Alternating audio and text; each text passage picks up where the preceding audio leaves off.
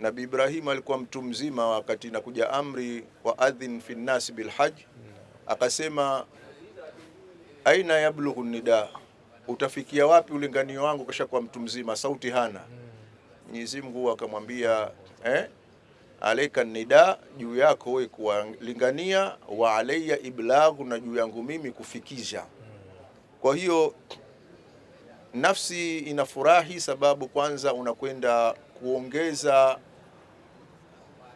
mizani ya wema. Swala moja unaswali kule kwa laki, na jambo ambalo mwanadamu unatakiwa umeumbiwa kuabudu, kama anavyosema ma khalaqtul jinna wal insa illa liya'budun. Sasa ile ndio nyumba ya mwanzo kwa ushahidi wa Qur'ani, inna awwala baiti wudha linnasi lalladhi bibakkatan. Kwa hiyo katika nyumba zote, nyumba ya tukufu ni nyumba ambaye ndiyo ya kwanza ya kuabudiwa. Ndani ya nyumba ile kuna rahma zinateremka baina ya ruknul yamani na hajaril aswad.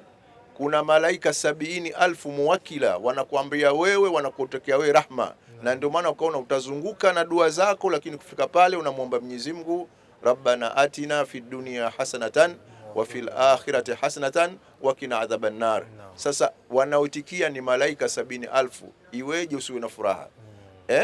Ndani ya nyumba ile Mwenyezi Mungu Subhanahu wa Ta'ala amejalia shani yake, anasema yanzilu rahma 120, rehma 120 kullu yaumin, kila siku.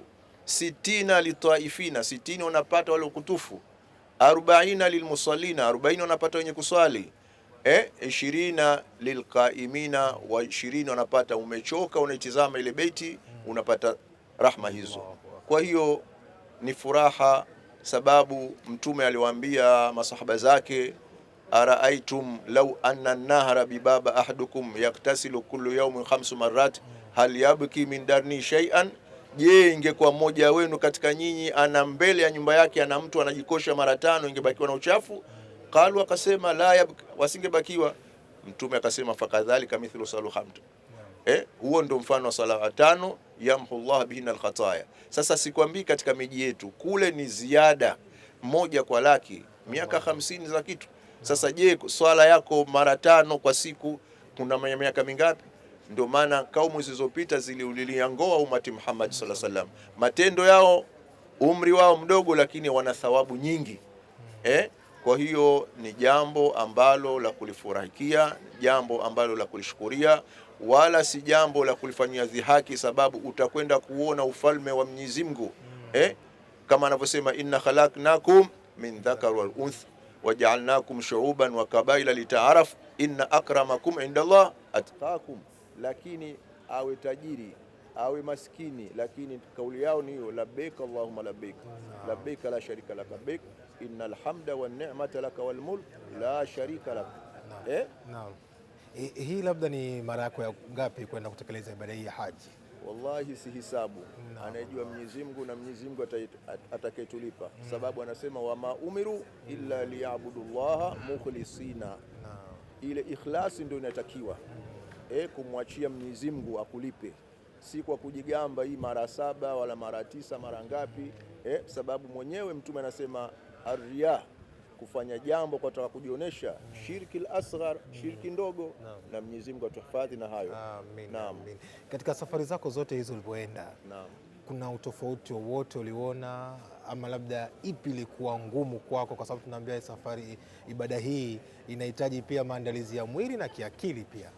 Safari ya hija ni safari ngumu, lakini pia tuwashukuru wanaokwenda sasa hivi, wanakwenda wanapata kidogo afueni.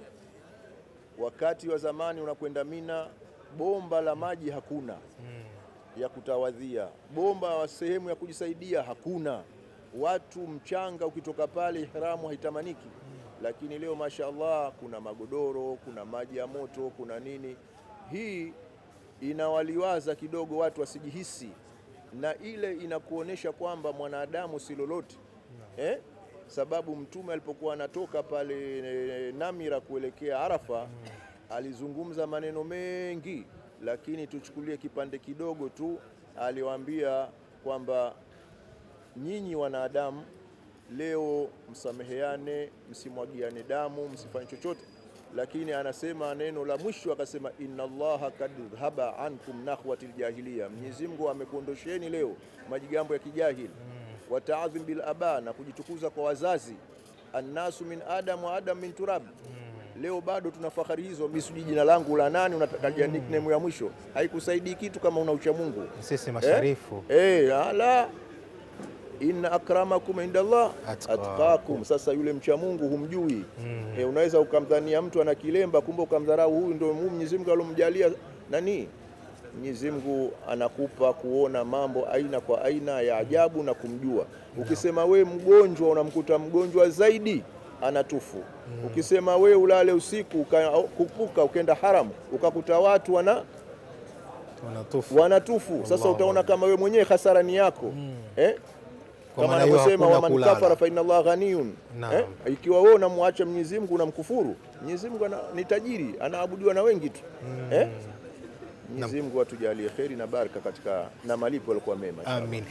Labda umesema umeenda haji hazihesabiki, tunatoa ile ria. Lakini nataka tufahamu haji yako ya kwanza ilikuwa mwaka gani? Ilikuwa mwaka 93. Ilikuwa ni 300,000 tu.